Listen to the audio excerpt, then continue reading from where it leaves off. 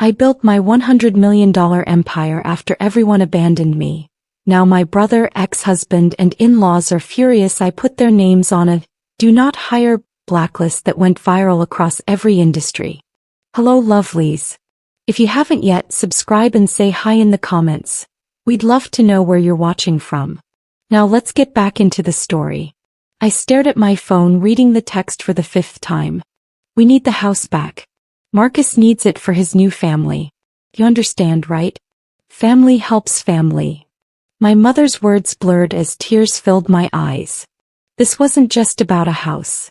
This was about everything I'd sacrificed, everything I'd given up, everything I'd endured.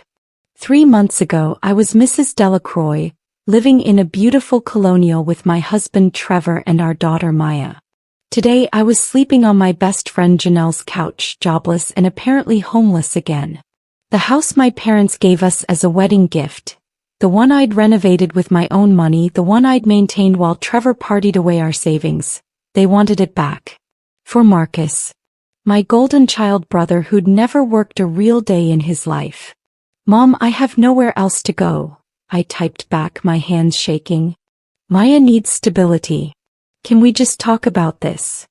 The response came immediately. Your brother's pregnant fiancée needs stability too. Stop being selfish.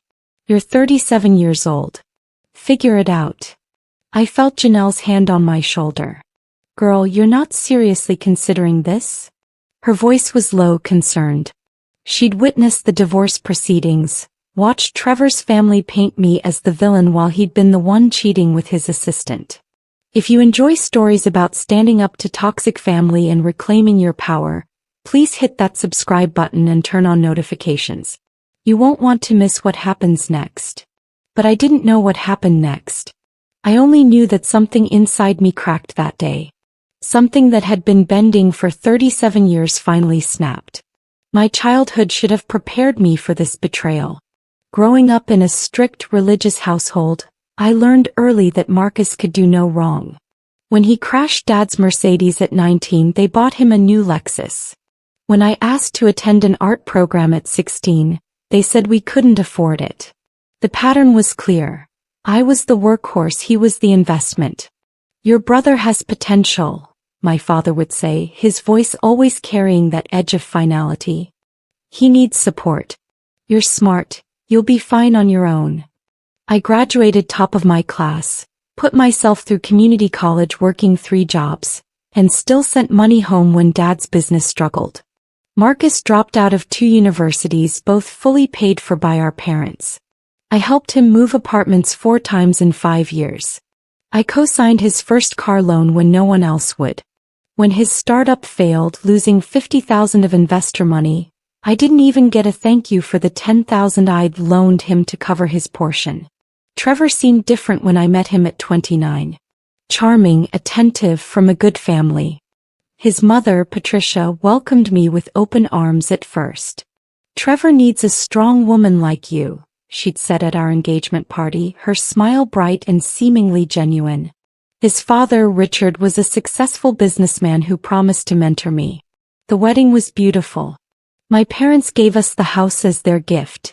A 2-story colonial they'd inherited from my grandmother. Consider it an early inheritance, Dad said. What he didn't say was that it would come with strings I couldn't yet see. Trevor's mask slipped gradually, then all at once. 6 months after Maya was born, I noticed the late nights.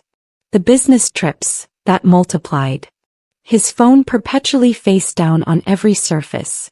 When I confronted him, he turned it on me.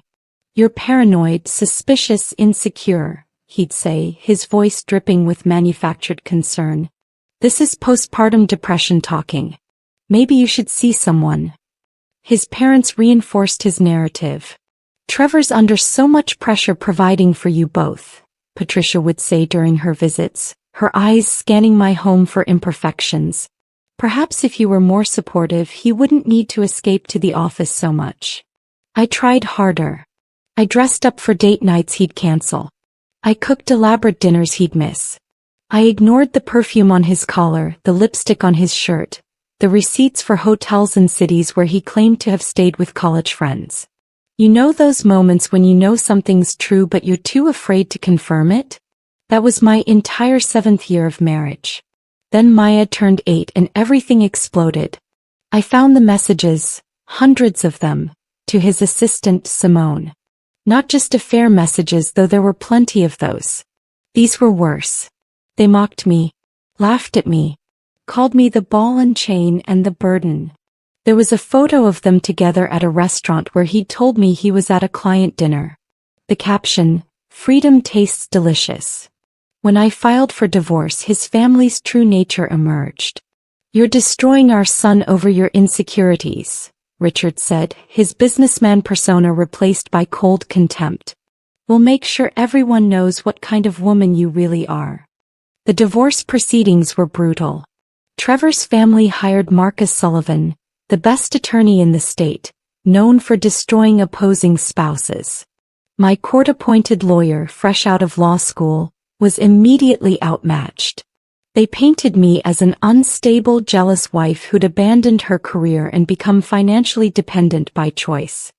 Mrs. Delacroix voluntarily left her position at Henderson Marketing after the birth of her child, Sullivan stated, his voice smooth and practiced.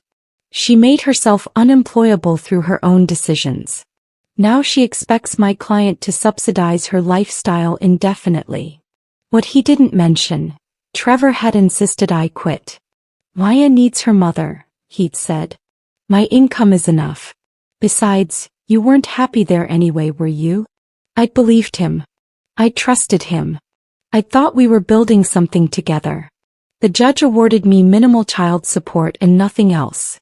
The home was a gift to both parties from Mrs. Delacroix's parents, but Mr. Delacroix made all mortgage payments and renovations. That wasn't true. I'd used my savings for the kitchen remodel, the new roof, the landscaping, but I had no documentation. Trevor had handled our finances and I'd been stupid enough to let him. My own parents testified against me. "Our daughter has always been difficult," my mother said from the witness stand, not meeting my eyes. "Trevor's been very patient with her moods." Marcus sat beside them, nodding along. He didn't say anything, he didn't need to.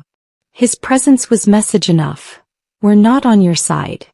I left that courthouse with nothing but debt, a broken 8-year-old daughter, and a rage so pure it tasted like copper. Janelle's apartment was a 1-bedroom in a neighborhood that made her double-check the locks every night. "It's temporary," she kept saying, but we both knew she couldn't afford to support Maya and me indefinitely. She was a nurse working double shifts, barely covering her own bills. I'd wake at 3 a.m. to her alarm, watch her drag herself to work, and feel the weight of my failure crushing my chest. Maya stopped smiling. She'd sit by the window at Janelle's place, staring out, asking when we could go home. "Soon, baby," I'd lie, brushing her hair, trying not to let her see me cry. "We're on an adventure right now." But she was 8, not stupid. She knew I was breaking. Job hunting was humiliating. Every interview seemed to go well until they checked references. My last employer, Henderson Marketing, where I'd been a rising star before Trevor convinced me to quit, gave me a lukewarm reference at best.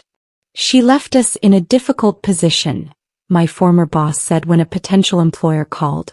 "Trevor's family had connections there, I should have known." Then my mother called with her text about the house. Not a phone call, mind you. A text. Like I was a stranger she was evicting, not the daughter who'd once helped her through chemotherapy, sitting in hospital rooms for 72 hours straight while Marcus was too busy to visit.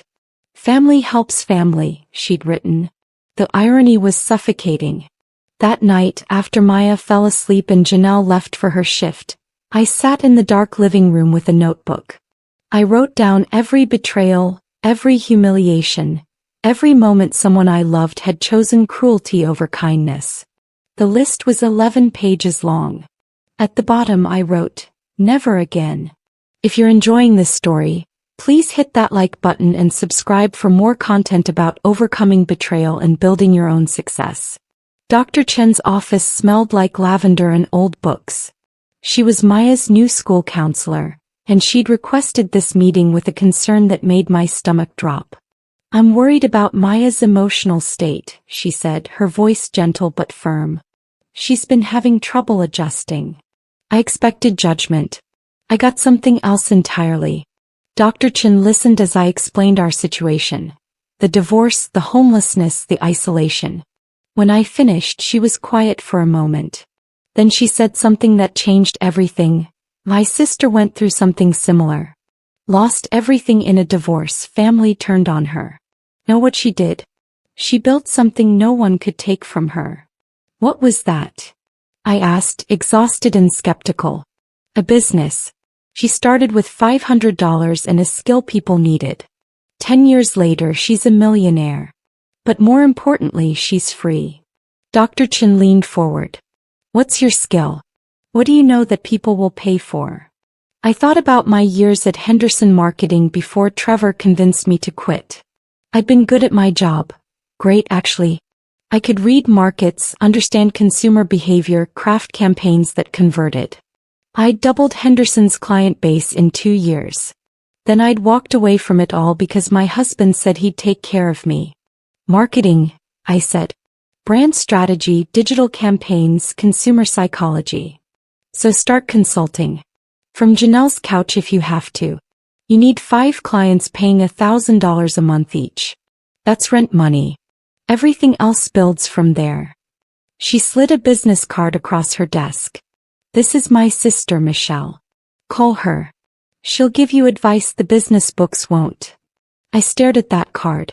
Michelle Chin, CEO Phoenix Consulting Group. The name felt prophetic. Michelle Chin met me at a coffee shop downtown 3 days later. She was sharp-eyed, professional, wearing a suit that probably cost more than my car. I felt like a fraud in my Target clearance blouse, but she didn't seem to notice or care. Dr. Chin told me about your situation, she said, ordering us both espressos without asking what I wanted. Here's what you need to know. Nobody's going to give you anything.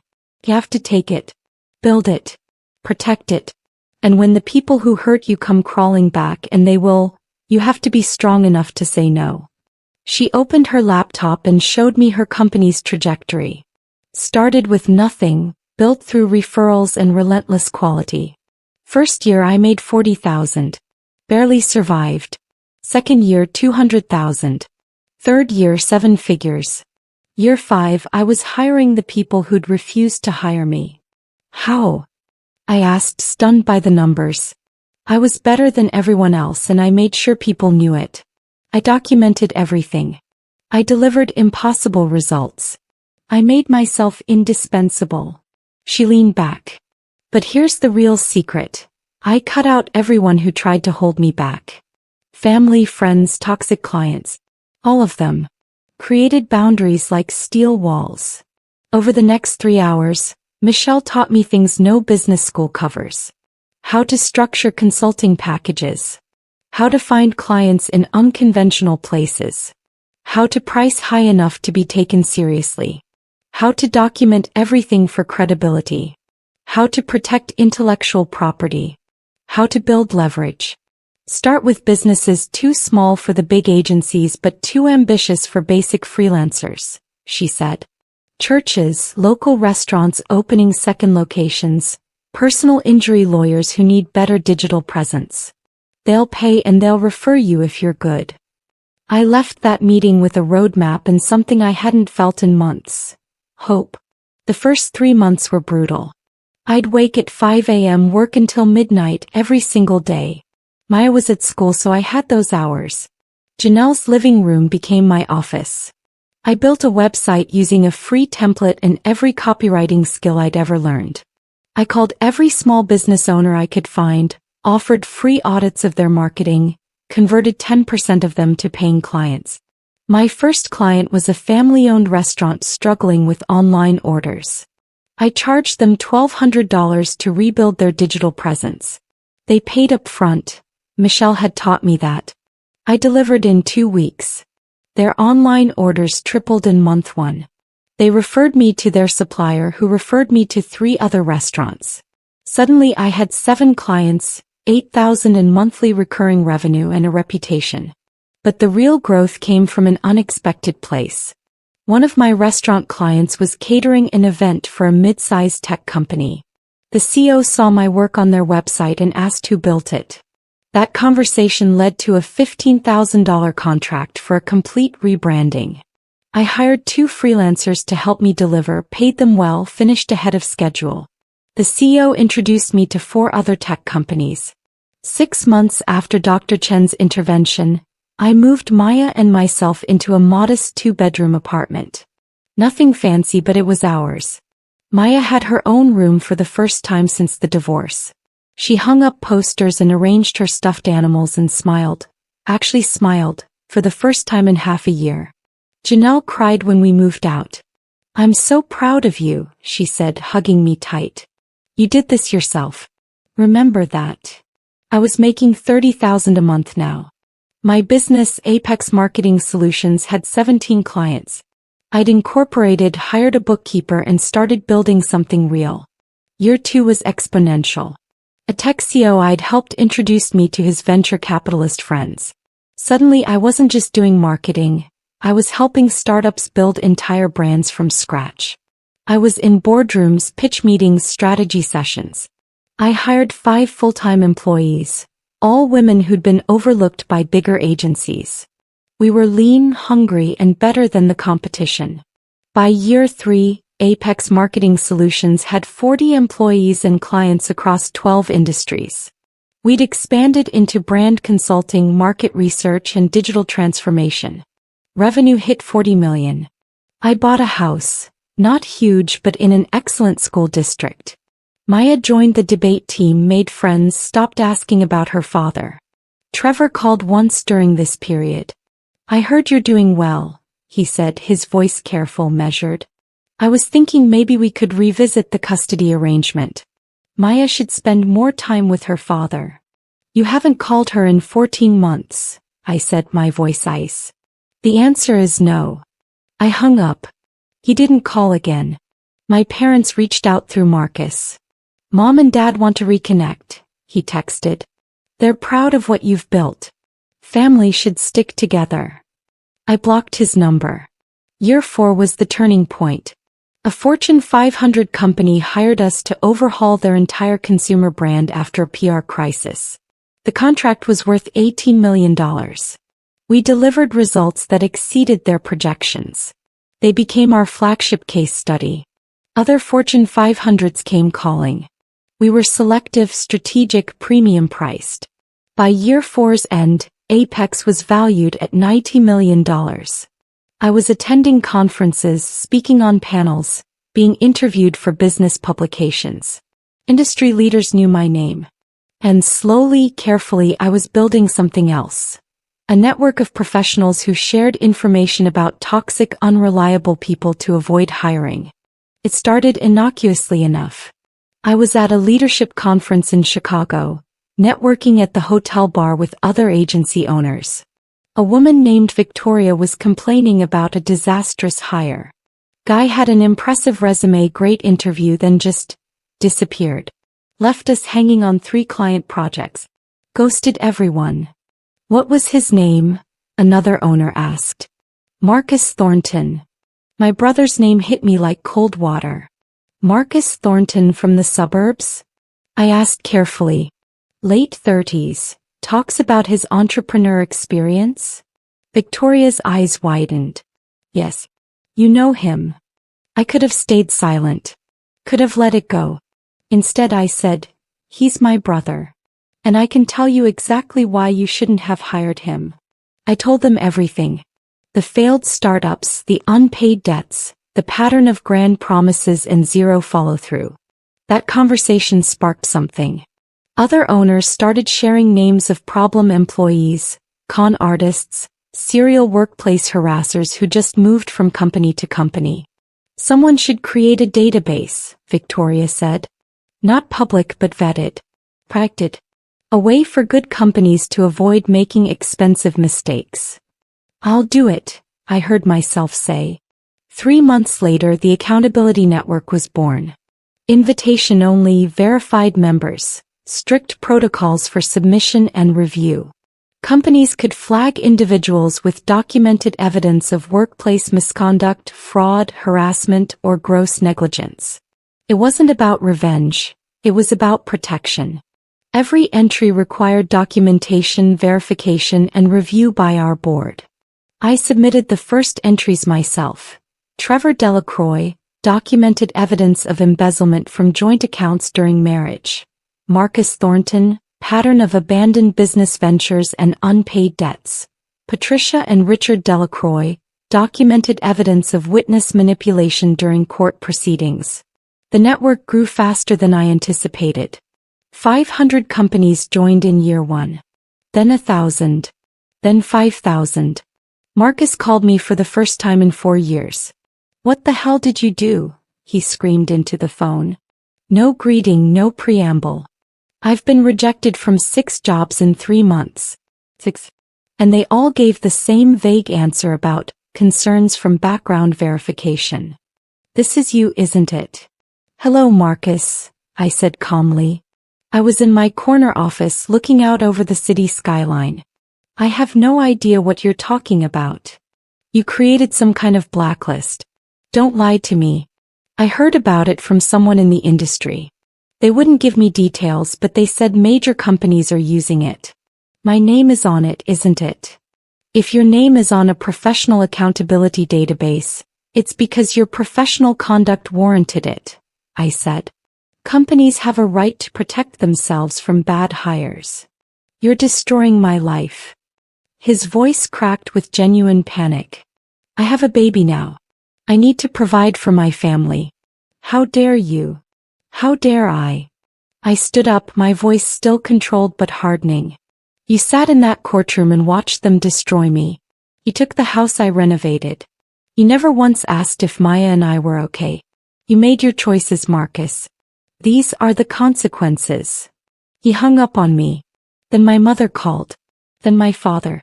Then Trevor's parents. Then Trevor himself. All of them suddenly desperately trying to reach me. All of them discovering that actions have consequences. Trevor's call was the most satisfying. "You're ruining my career over a personal dispute," he said, trying to sound reasonable, failing miserably. "This is illegal. I'll sue you." "Sue me then," I said. "But you should know that every entry in the accountability network is documented and verifiable. Including yours. Including the embezzlement. The affair.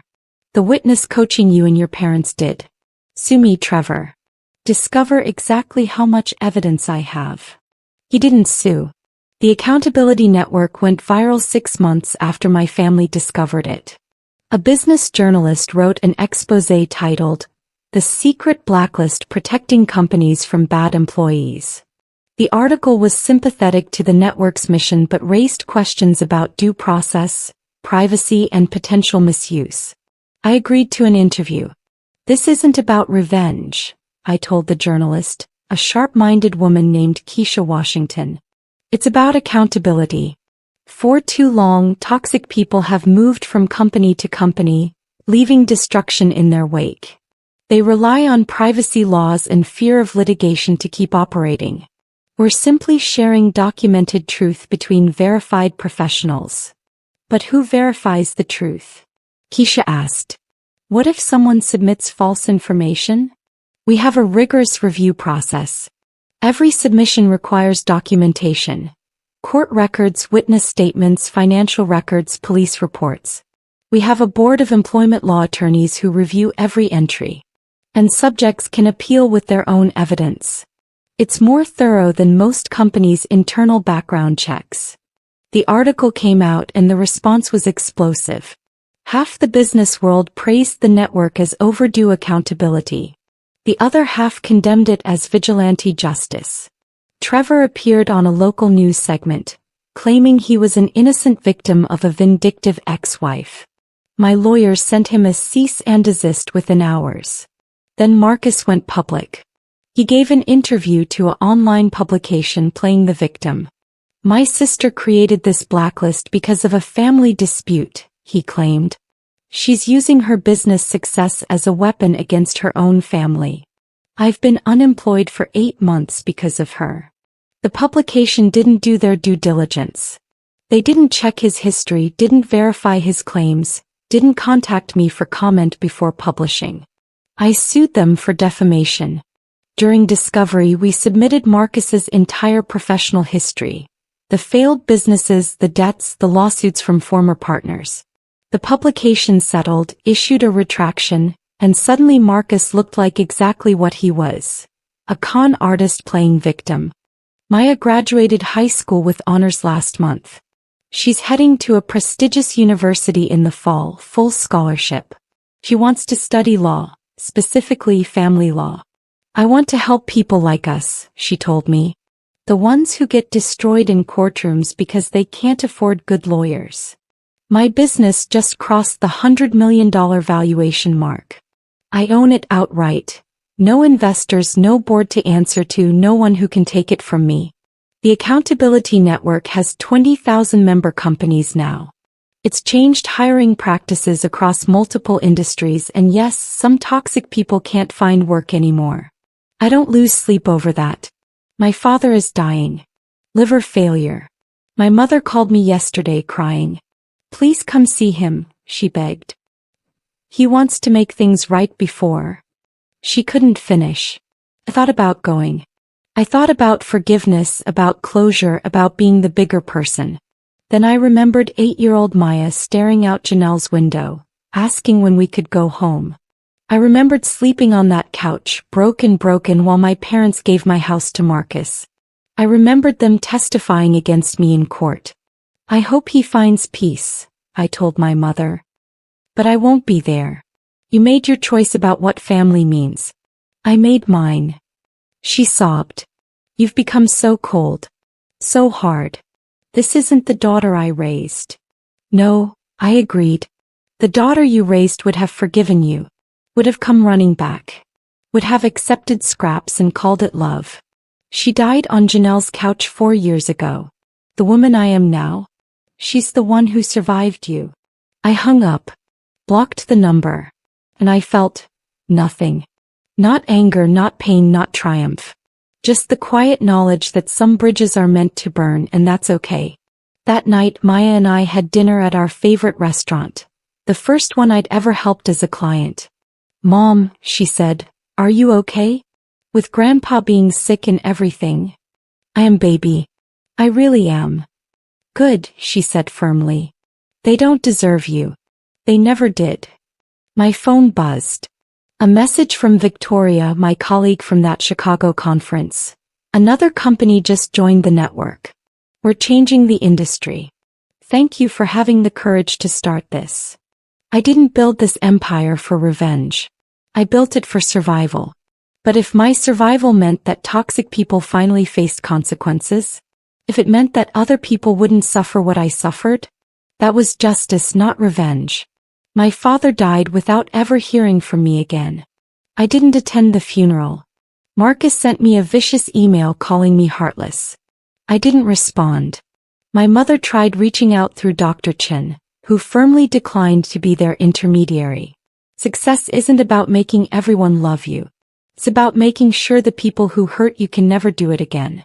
Not to you and not to anyone else. The empire I built isn't just about money. It's about proving that when they leave you with nothing, you can still build everything. And when they come back asking for pieces of what you created, you get to say no. Finally, beautifully, permanently. No. If this story resonated with you, please subscribe and share. Sometimes the best revenge is building something so successful that your enemies become irrelevant. Comment below. Have you ever had to cut off toxic family? What was your breaking point?